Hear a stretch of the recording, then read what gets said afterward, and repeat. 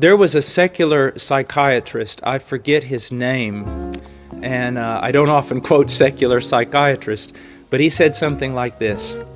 There is a saying in English that hurry is of the devil. And he said, no, that's not true. Hurry is the devil. And what he was trying to say was simply that it's one of the things that is most doing damage to the individual, our society, our culture. And I would submit to you it's doing a great deal of damage to the church. There are so many things calling for our attention. And now that we have this explosion of the internet with Twitter and Facebook and websites and such an overload of information, we have less time than ever. Less time than ever. And because people, now don't be offended, but because people are very egocentric and everyone wants to be a movie star, everyone now has their own Facebook page and their own Twitter account, and they're announcing to the world everything that they're doing, everything they are, and everything they believe. Now, some of that, I suppose, could be good, but a lot of it's just a waste of time. Now, the question is, since everyone is so busy, what can we do to affect this problem? Well, first of all, we need to realize something, that we are not called by God to do everything. We are called by God to do His will. So, if we're going to order our life, we must know what God's will is, and that is found in the Scriptures. You know, it seems like every question someone has, the answer is always this. Go back into the Scriptures, read the Word, and find out what He has to say.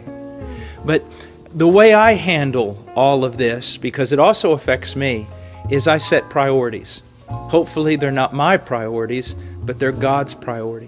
What is my number one priority every day? Number one priority. I would have to say it is meeting with God.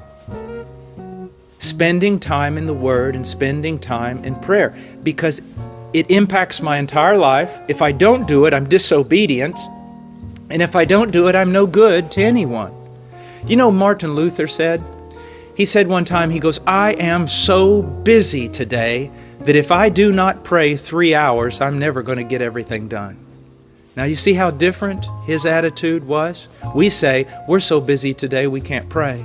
He said he was so busy he had to pray so that God would give him help and order his day and help him to get everything done. I think it will really help most people if they would put meeting with God first and then put their relationships, the relationships that God has given them, following that.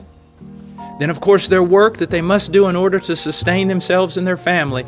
And if there's no time left, then instead of cutting out time with God, cut out your Facebook, cut out your Twitter account, cut out being on the web all the time, or on the telephone all the time, or texting all the time.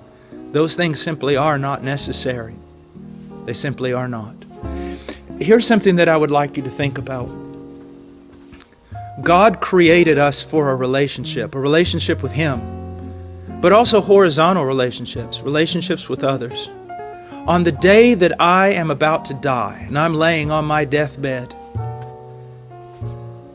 I will have many regrets if I have neglected the relationships that God has given me, especially with family and brothers and sisters in Christ. I don't think I'm going to be very, very sad if I was not able to do Twitter or was not able to maintain a Facebook page. Get your priorities together and you'll not have much problem with time.